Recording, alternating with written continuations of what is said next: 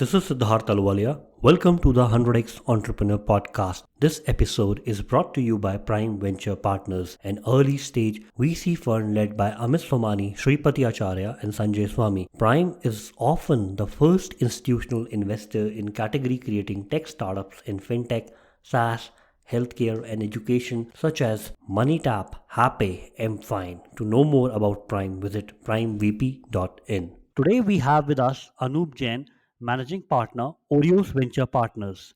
Anup has 20 years of experience in building brands across various countries and categories. Anup, we would love to know about your journey from the days of Delhi University to landing at Orios Ventures and what made you join Orios. Siddharth, thank you very much for inviting me on this podcast. My professional journey indeed uh, initially started off, out of FMS batch of '96. I joined Procter and Gamble and worked through a startup, Whirlpool, which was consumer durables, sales, marketing, e-commerce, and then into retail with Yum Brands, with Pizza Hut, and followed by Bata, and experienced a multitude of different situations, contexts, countries, and of course teams, and learned quite a bit about the Indian consumer and even Australian and Asian consumer as part of my career. Now, after having spent so much time, and I worked in a startup called India.com in its launch days, back in the dot-com boom days. In fact, I was in Bangalore. And the seeds of sort of entrepreneurial ambition had been sort of sown at that point in time. I always felt that there was some kind of calling. I didn't quite know when was the right time.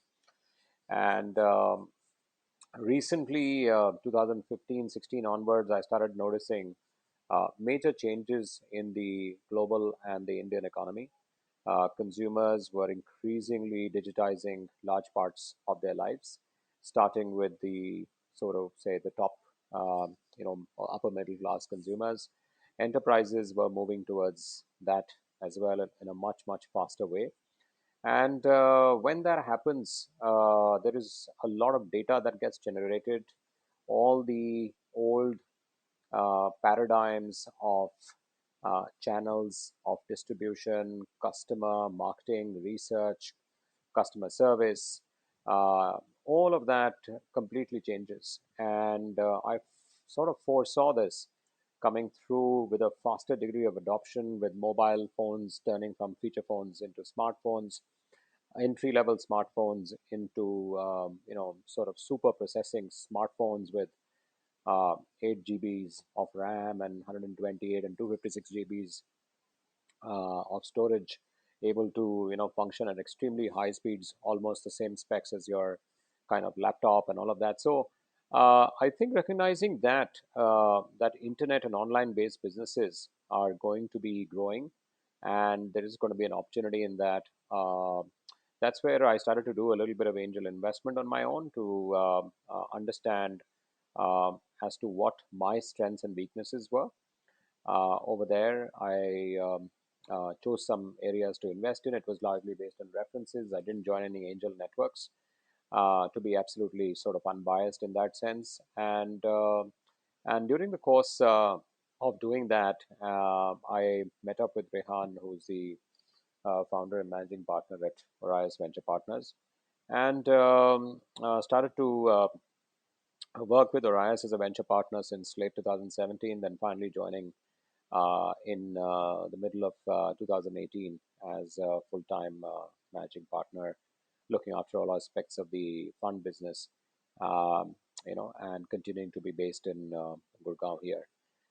Since then, been an exciting journey, and we'll talk about it, I think, towards the subsequent sections of the podcast. But um, I felt like if I hadn't made that step, um, I would have cheated myself sort of out of my connect with the entrepreneurial world, which I always felt that I said I had much earlier, and I was just looking for the right time. And this was indeed the right time, as the many events that we're all aware of have unfolded with large creations of value, with talented teams working in different spaces. and creating new brands and businesses which have become parts of our lives that we cannot imagine our lives without. So I want to be part of that, which is going into the future. Yeah. Uraya's portfolio looks very diverse, from Miss Malini to Country Delight, Zostel, PharmEasy, Pretty Secrets. Can you share philosophy behind investing in some of these companies? So indeed, at Orios, we are a diversified tech-based fund. We use a couple of principles for investing. One is these should be extremely large spaces where fragmentation, asymmetry, scope for therefore organization from an unorganized environment consisting of multiple players and lack of information, pricing, discovery, etc.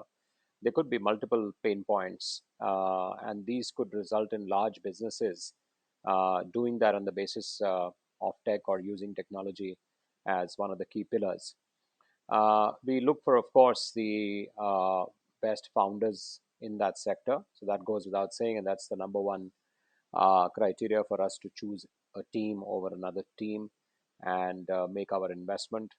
Otherwise, we simply wait in that particularly identified sector for the right team to come about. And third, I think it's the quality of execution that we have either seen the team do in their past lives. They may be startup founders before, they may have succeeded, they may have failed, it doesn't matter. Or if they've already started working on their idea when they've come and met us, then what sort of execution have they had? And the quality of it is obviously far more important than the quantity of it being early. So, with their small scale, small teams, small funds, what have they managed to achieve? How well they have executed their ideas, and how nimble they have been, how sharp they have been, the thinking, the learnings, the strategy.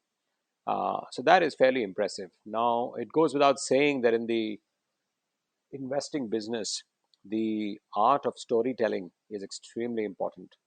If you're a great founder with all of the above ticks, but if you're unable to communicate that, or you come unprepared in a conversation with an investor, then it does become difficult to judge the team, and therefore one might sense and like and rate everything else very highly, but it becomes difficult to be able to make a decision. So these are some of the criteria that we use to make investments.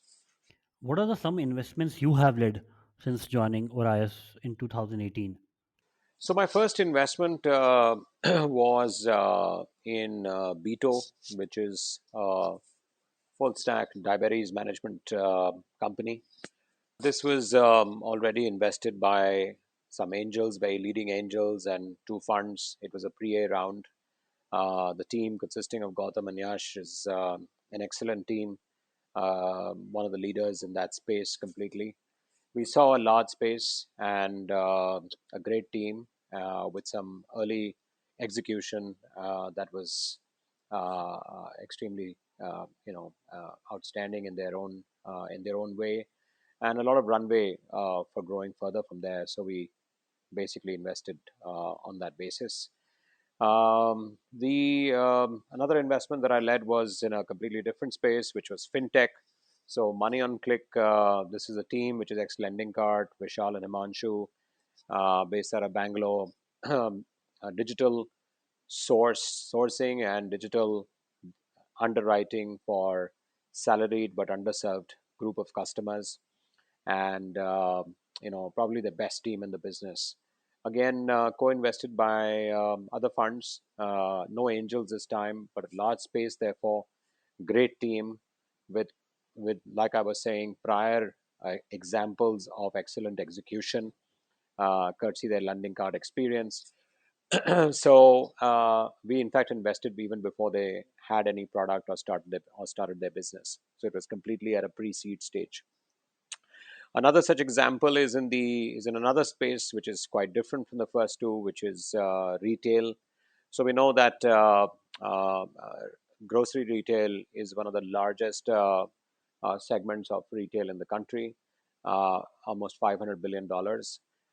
It has become extremely important, particularly during the current context, as only essentials are allowed, and therefore, in a way, it is also protected, and in fact gets positively impacted by COVID as well. So the opportunity over there lay in organizing the unorganized kirana stores using technology.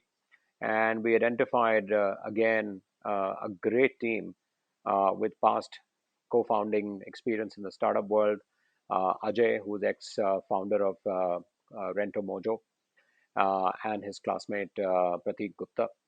And we again invested at a pre-seed stage. So through these examples, you can see the variety of investments that we have done. And these are some few of these examples. We've done more investments, but I want to take maybe some of those examples in the subsequent part of the podcast, um, through which we have sort of used these principles that I spoke about earlier to make these investing decisions. What was the name of the company in the retail space? That's called Gully Network. So the retail space, we invested in this startup called Gully Network, led by Ajay Nain and Pradeep Gupta. Ajay is a ex co-founder of Rento Mojo, like I explained, and we invested at the pre-seed stage. They already have 22 stores in Bangalore. I would say they've achieved product market fit. Their aim is to organize the unorganized space of small format kirana stores and make them function like small format modern trade stores, using the power of technology throughout the operations of the retail store, right from supply to the front end. We have seen crises like 2008 crash, the dot com bubble. This is the first time we are having a humanitarian crisis. All businesses are getting affected by this. A few changes are happening in their models in some businesses, and some businesses are getting completely 100% 180-degree pivot. Some of business are trying to do layoffs and just survive through cutting cost. Startup founders are making super tough calls. I think in this decade, for the first time, what are your portfolio companies doing specifically to cope up with the COVID times?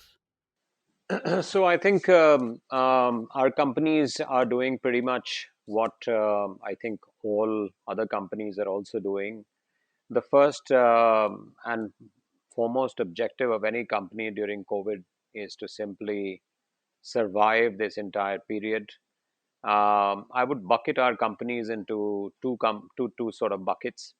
One is a bunch of companies which have been positively impacted by COVID, and there, I think there is no worry over there, except the fact that if they were going to do some fundraising, then that has got delayed. So they need to ensure that they have enough runway to be able to run their companies until the funding happens, while keeping up with the pace of operations and the demand surge. So I gave one such example, which is Gully Network, which obviously saw an increase in consumer demand in their retail stores, which they were managing.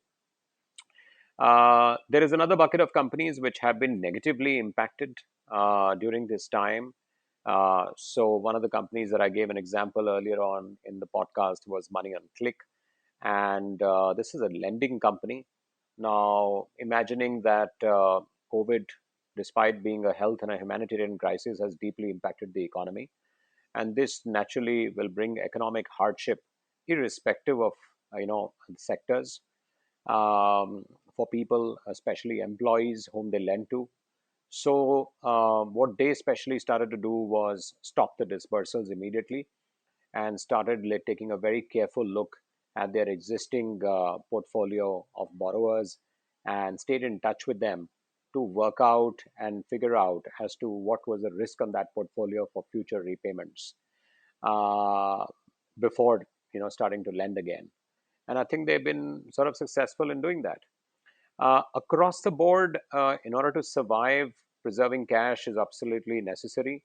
So, nearly all our companies, the founders have taken salary cuts. They have also asked their teams to take cuts wherever necessary. Uh, non-essential expenditure has been completely curbed. Everyone has gone back to all the lines of cost that they have, whether it's the office rentals or anything else, to completely optimize it, while trying to obviously preserve operations and keep the employees still motivated, and to enable them also to work from home, where they are not been able to come to the office.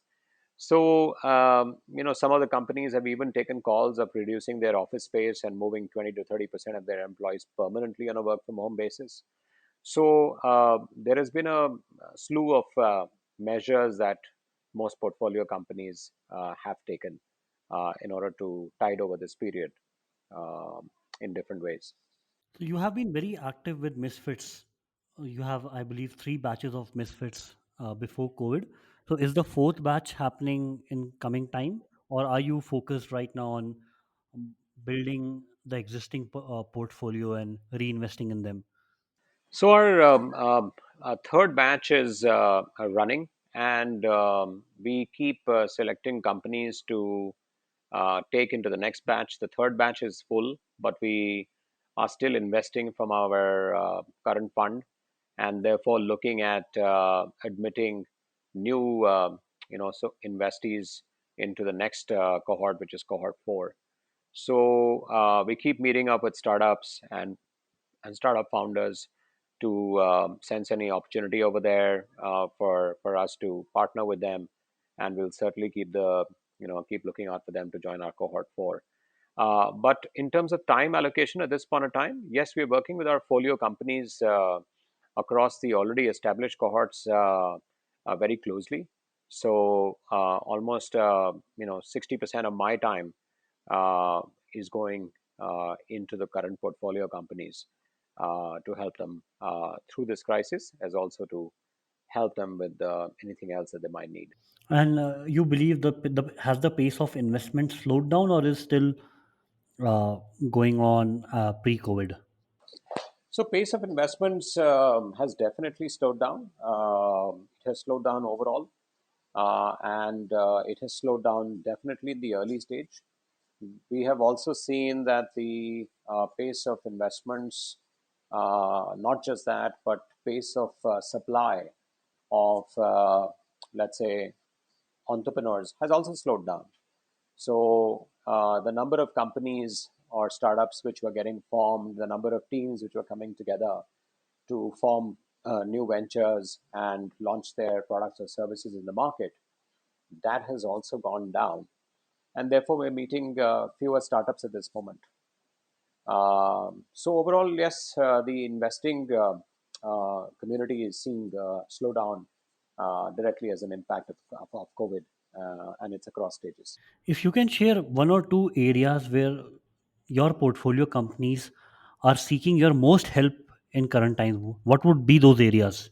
So I think it'll be fair to say that look, most of the startup founders, their chief uh, cause for worry is always runway, and therefore cash, and that's one of the biggest needs that they have. So that remains one of the biggest sources of concern that they will seek our help on.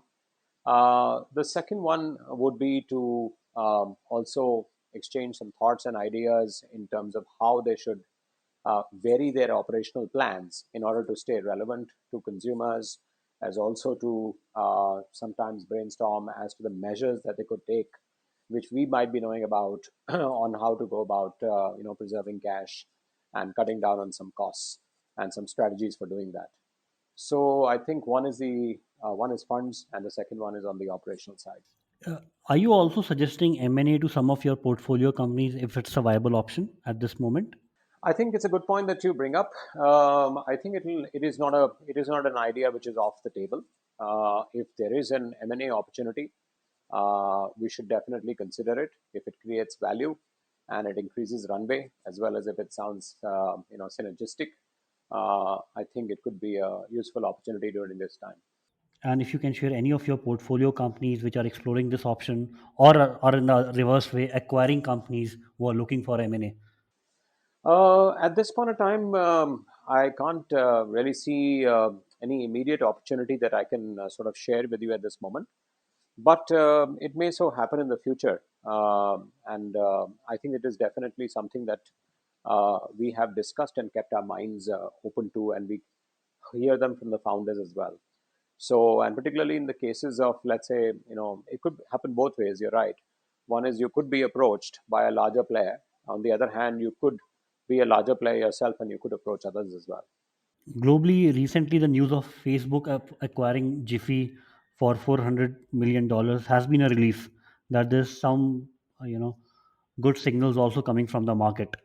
Yeah, look, Facebook invested in Reliance, geo platforms closer home, and that news has been pretty big in the Indian ecosystem as well, as we all know. So Facebook is one of the tech-based global companies which I'm sure has seen an uptick in its revenues, an uptick in usage post-COVID. So these are businesses which get positively impacted, much like a Netflix or an Amazon, etc., or even Google. And they were sitting on cash, which they can deploy to now, probably get access to better valuations. This is a great time for companies with cash in any sector to be targeting companies to invest in or to do some M&A activity at better valuations than before. So let's talk about PharmEasy. PharmEasy has been the crown jewel of Orio's portfolio companies. Can you share more details on when you came into the PharmEasy? What was the special thing that you saw about the business model or about the founders?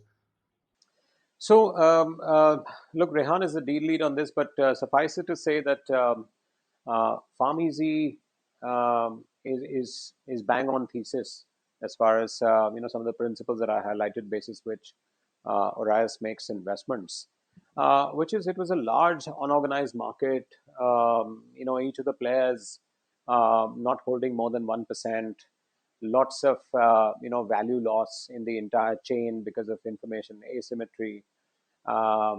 Consumers on one side, businesses like small hospitals, large hospitals on the other side, on the B2B side, all of the chain, right from pharma company down to the consumer, was completely kind of broken and fragmented. So if a platform came up which provided the marketplace for consumers to discover the products and be able to get it delivered at their houses by uploading a prescription or getting to talk to a doctor and make a prescription and then order it, I think they created significant value by organizing this entire supply chain and passing on the largest share of it to the consumer, because the actual cost or the margins of the product, which is a medicine, was extremely high, upwards of 75, 65, 75%. And a large part of that value was being cornered by the unorganized players of stockists, distributors, and various middlemen. And this needed to be organized. And I think they did a fabulous job of that, gave value to the consumer, made the freshest product and the right products available basis of prescription, and created significant value both in the B2B and the B2C segments. As of last year when they also merged with Ascent. Yeah. And what about companies in co-working space? You have portfolio companies, Hostel, which is in uh, hostel space, or I would say co-living for a short period of time space. How are they impacted from this time, and do you think they'll be able to recover? So Zostel is a asset light model of hostels, which are basically meant for the youth. It is no secret that there is no travel, tourism, leisure happening at this time.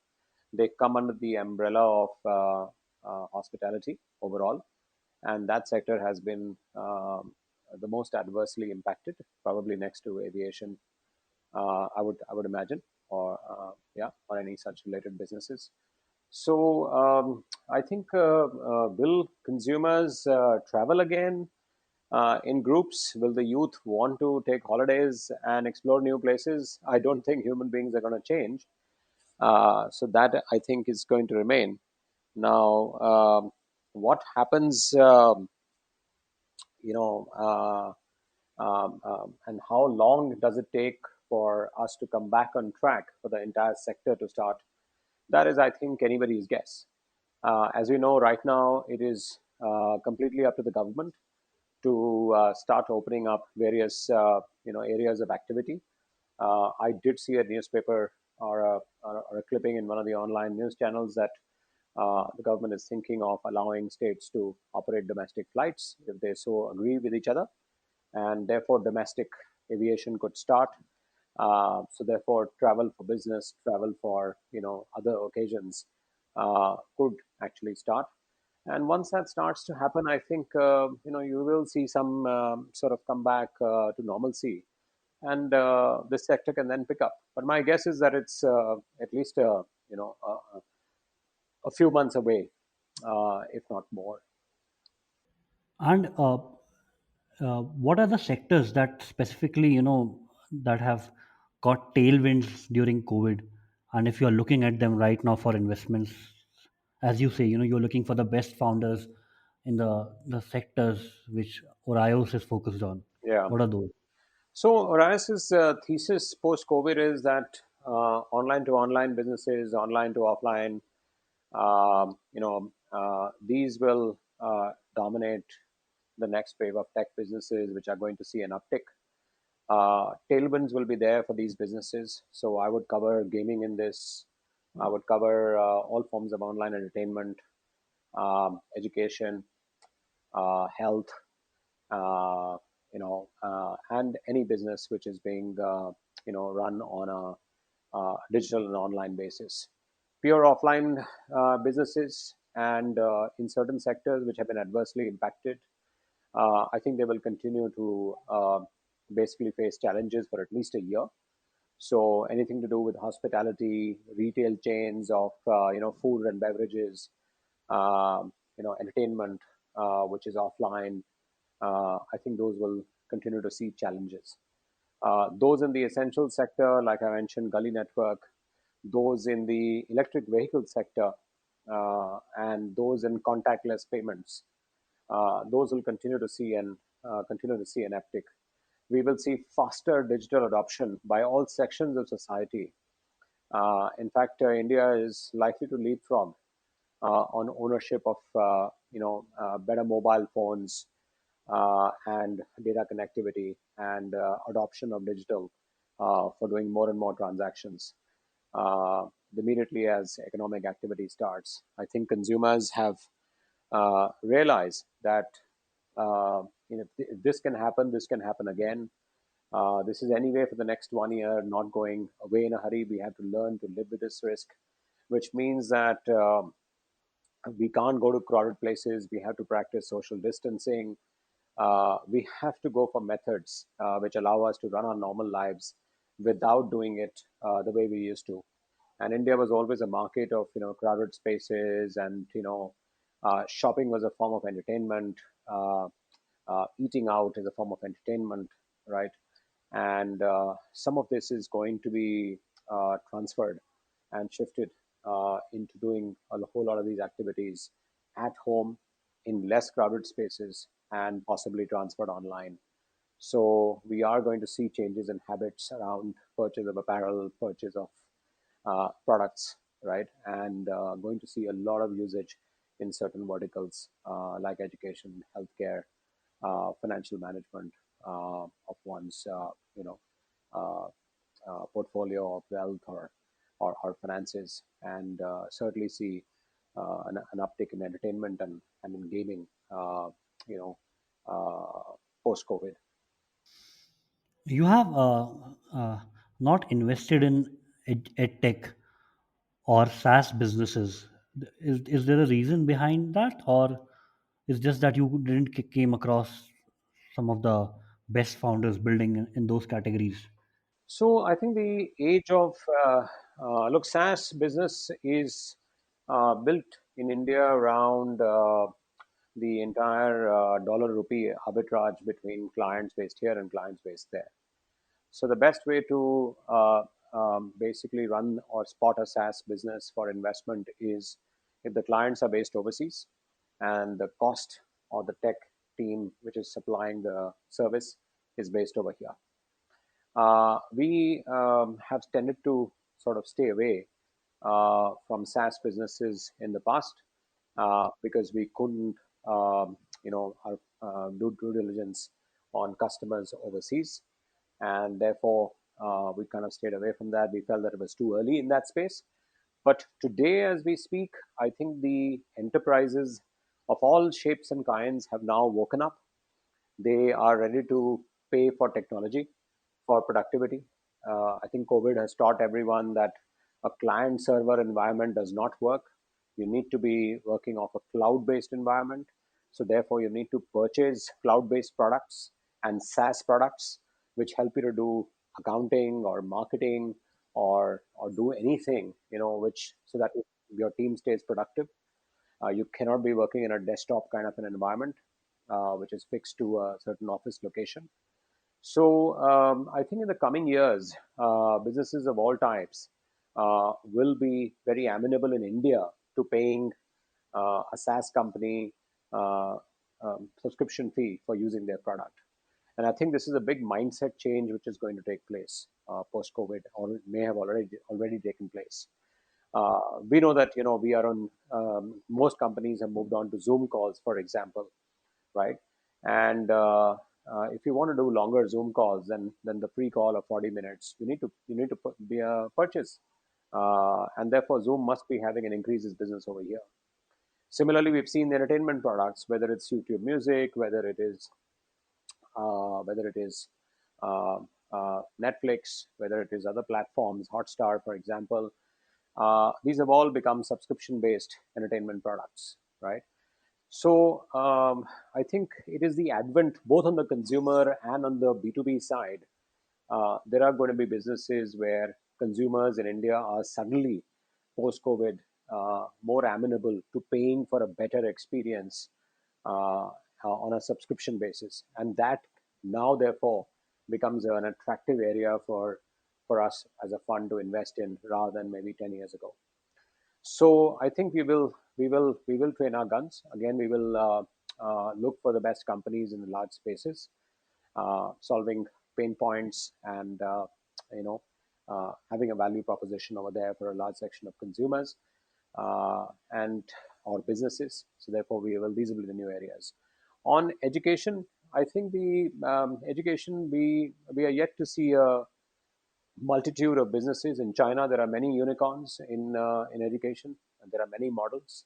So we will continue to look for the most impactful business model and team which can capitalize on this. COVID has been a watershed moment for education in India. Government cannot build, support, or sponsor any infrastructure which will promote online education, but the private sector is already stepping in. Parents, students, even located in the far corners of the country, they can now log in through their families' mobile smartphones and can get access to education, which is taking place, uh, which is similar to anyone sitting in a tier one city can now consume. So the access to opportunities, access to quality education is going to get more and more equalized because of digital.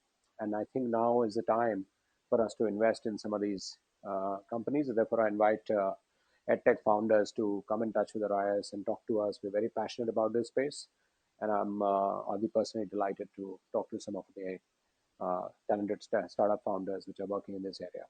If you can share, before joining Orios, what were your personal angel investments like and how are they doing now? So my journey was look. I did invest in agri-tech. I was a very small investor. This was into B2B hydroponic farming. So this is the farm is coming up. There is I invested as an angel investor in Vitifeed, which is doing well. They face some challenges but then after that they've come back, and through the COVID era, they've really gone from strength to strength. In fact, they've launched a dialect-based entertainment platform which connects consumers to amateur artists, which is called Stage. So if you download the Stage app, you will see today how amateur artists are displaying their talent in the Haryanvi dialect, um, for consumers from Haryana, or consumers whose dialect is Haryanvi, and they're opening up a new form of entertainment. So that is really growing very well.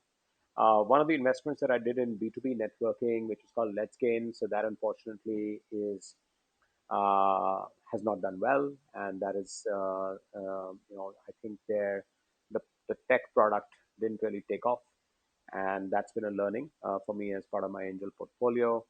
So I think these are the sort of spaces that I did some personal investments. Now, of course, I do all my investments through the fund. Coming to the personal side of yours, Orios team calls you Chief Explorer. Tell us about your hobbies, interests, and things which keep you occupied beyond office time. Well, I think that space is shrinking, but look, I love to explore different spaces. Love to explore different places in the world. So I'm always on the hunt for great food and cultures. I love music from different cultures. Love entertainment from different cultures. So I sort of explore that whenever I go and travel in a city. I just don't see just the monuments or get some pictures next to some, places of tourist interest and come back. But I interact with locals. I taste the local food. I would love to also cook food, so I cook food regularly, even at home. And during the COVID scenario, when everybody is at home, I've been cooking some delicious meals at my home for my family. So I've been doing that, and I have a great sort of interest in food. I also have a background in food retail, so that made me very close to food as well. And yes, I love. It's a funny thing to say, but I love working with startups. And here I am on a Saturday talking to you. And whilst this would be a normal weekend in corporate life, and one would tend to switch off from work and say, "Well, let me relax." But for me, this is relaxation. I love working for the startup ecosystem. I don't see this as work. This is something that I would love to do at any point of time. So I feel completely excited by it. So this is my hobby. This is my work. And you have been among the top CXOs in India, and Bata before that in the Yum Foods, which is the parent company for Pizza Hut. What's the reason behind your success and back to back success? If you can ponder over and take us through that. I think I had look. I think I am nothing spectacular over there. I'll put it very humbly. A lot of people have achieved much more than I have in the corporate world, and I humbly submit to their skills and strengths, and a lot to learn from them. But I think one of few things that I always felt that works for me even today is being true to what you're doing. Whatever I wanted to do, or whatever field I was involved in, whatever role I had, I think the first thing that one has to have is a true passion and be true to what you're supposed to do. If one doesn't like it for some reason, or it turns out to be something different from what one must have expected, then one must sort of find the next spot and make changes, and move in that direction, and not be uh, you know uh, you know uh, untrue to the role or to the passion that is expected over there in that role, and let somebody else do it instead of yourself. The second thing, I think there is no substitute to hard work. So, time and again, it has been seen that successful people in general are persevering, they are committed, and they are self driven. So, you don't need to be monitored, and you don't need to be told what to do. You take active interest, and monitor your own self. And I think that brings about the best of a person on a job. So that is something that is truly, I think, two things that I felt that I brought to the table, and that worked for me. And you are some of the people who have come outside from the venture world. Most of the VCs and the VC partners, especially like we see, Rehan, they have a decade of experience uh, in venture investing. So do you consider yourself an outsider to the VC world, or how do you deal with it? So, Siddharth, I think a good question. I think it is only fair to say that, look, I'm not from the traditional investment space, so to speak, and therefore I don't have 10 years of, let's say, investing experience, behind me. But I do have a good sort of now 4 years of investing experience behind me, with out of that almost three of them being here in Arias as well. Um, so yes, I think one could treat that as I am a definite newcomer, formally speaking, into the investment space. Orias has Rehan, myself, and then Rajiv, who's the third partner. He joined us last year. He also comes from an operating background, and that's the common thread that runs amongst all partners at Orias. We feel that this is the special sauce for us as different from other VC funds. We come with operating experience, and therefore our mentoring is rooted in our own actual experiences. We have not risen from looking at Excel sheets only to make investments and to be able to mentor founders. We are able to lean back on the mistakes and experiences that we have had while working in large spaces and large companies for large corporations, and provide the depth of that experience to founders for solving their problems. So our suggestions look more realistic, our recommendations have more basis than it would otherwise be. And that's a special sauce that we bring to our investing experience as well. We intuitively have a gut for large spaces and the problems that we've had. I mean, I have myself traveled the nook and corners of the country. I've been to tier three, four towns. I don't know how many investors in the VC world today can claim to have climbed in a bus or in a train or sat in a taxi or another means of transport to actually feel the pulse of India in a tier three town or a tier four town. Well, many talk about it, but I don't think they've had that experience. Not all of them, at least. But I've had the opportunity to have that from very close. So I think that makes us more grounded. That makes us more, I would say, intuitive, and we're able to give, hopefully, we're able to give more realistic, bits of mentoring to our companies. So at one of the things which I foresee, being an entrepreneur, is that definitely entrepreneurs are more able to connect with you at the initial stages, Series A, Series B rounds, because you have a more deeper empathy for the entrepreneur, even if he's making mistakes and not able to reach projections what he promised. It might be okay for you. Yeah. No, that's right. I think the early stage investing is a special science, and there is later stage investing is less risky. You have far more data. It is akin to private equity. There are a couple of established players. Some consolidation has happened. One is bigger than the other. At the early stage, it is fairly risky. These ingredients are absent. Sometimes, like I explained earlier in the podcast, we make decisions on teams which are pre product and pre market operations. And therefore, these require a bit of a special sauce. And that's where the operating profile of all the partners of Orias comes in handy. We've worked in startups, we built startups, we worked in large companies.